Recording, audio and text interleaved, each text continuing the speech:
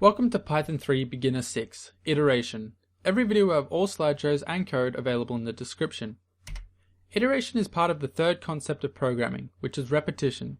Repetition is the process of repeating blocks of code over and over. This could be a defined amount or until a certain condition is met. Python has two ways of repeating code, the for loop and the while loop. The for loop is used to iterate over a specific number of times, which in Python is a list. We can use the function range, which takes a number as a parameter, which will create a list of numbers up to that number, but not including that number. Then we can use the for loop syntax as follows. For, step, and step is a variable that we create, in, range, 5, colon, and then we tab in to let the for loop know that we've got a block of code, and we type print, and then we print out the step, current step. So this will print out step 5 times. So starting at 0, and it will increase to 1, to 2, to 3, and then to 4, and it will finish. Okay, so let's look at how a for loop can be used. Let's create a for loop to print out the numbers 0 to 4. Let's create a new toot6.py file. So we'll come back over to Ubuntu, and let's create our file. So vim toot6.py. Now inside our file, we're going to create our main function to keep up our good practices. So def main, brackets, colon. Then inside our main function, we're going to create our for loop. So for step, and step is the variable we create, remember, in range, and inside the range, we want to count from 0 to 4. So that's 5, so we put in 5. So that'll count from 0 up to 5, but not including 5. Now we can do colon, and now we're going to indent into our main, and we're going to indent into our for loop. Okay, so inside our for loop, we're going to print and print step. So this will print the step after each iteration of the for loop. Okay, so now that we've done our main function, let's tell Python to use our main function. So if underscore underscore name underscore underscore equal to open quotes underscore underscore main underscore underscore quotes colon, we're going to run main. Okay, so we've created our code file. Let's save and quit this, and let's try running it.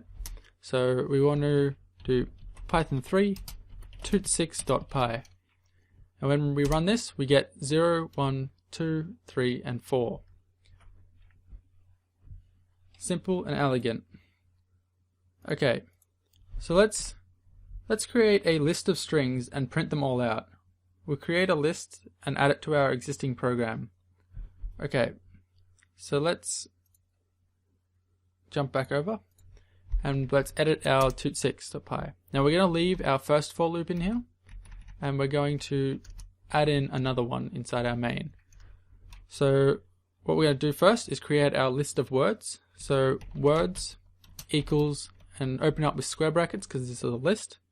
And then inside, we're going to create a string for each word. So cat, comma, bat, comma, hat, comma, rat, comma, and we'll do sat.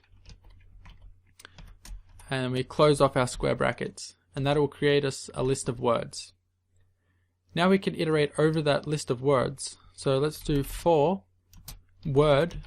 So we're going to create a variable called word in the list words, colon, and now we're going to print out the word. So print word. Now this will step over our list of words, and we'll put each word into our variable word. Okay, so let's save this and try running it. So python 3 toot6.py, and when we run this, we see we get our 0 to 4 that we did earlier, and we get our cat, bat, hat, rat, and sat. It's just that simple. Okay, let's have a look at while loops. So the while loop is for repeating a block of code until the Boolean expression is false. So the while expression is true, keep repeating the code. So let's create a while loop that asks the user to input a value greater than 0. If they don't, we'll ask them again. So editing our existing program, let's add a while loop. So vim.6.py. Now we're going to add a while loop after our fors. So a line down, we're going to create a variable called num. We're going to make num equal to 0 to start with. Now we're going to write our while loop. So the syntax for a while loop is the word while, and then we have a Boolean expression similar to our if statement. So while num is less than or equal to 0, colon, we're going to run this block of code. So this block of code is just going to be one line. So num equals int, open bracket, input, open bracket, please enter a positive integer, colon, close quotes, and close off our brackets. So what this while is going to do is, while the number is 0 or less, it's going to keep asking them for a positive integer. Okay, let's right quit and try running this. So we're going to do python 3.6.py. Now we get our 0 to 4 again and our cat to sat, and now we get please enter a positive integer. So if we enter 0, it'll ask us again. If we enter 0 again, it'll ask us again. If we put in a negative number like -2, we get asked again. But if we put in a positive number like 2, we get the program ends. So it exits out of the while loop. Okay, so a while is useful here because we don't know how many times the user is gonna get it wrong. Okay, so with while loops, there is the danger of infinite loops, meaning the loop that never ends. If we want, we can make a while loop go forever until it is interrupted by the keyboard with the shortcut Ctrl-Z. Okay, so let's make one for fun. We're going to create a while that prints hello an infinite amount of times. Okay, so let's come back over and we'll edit our current program. So vim.6.py.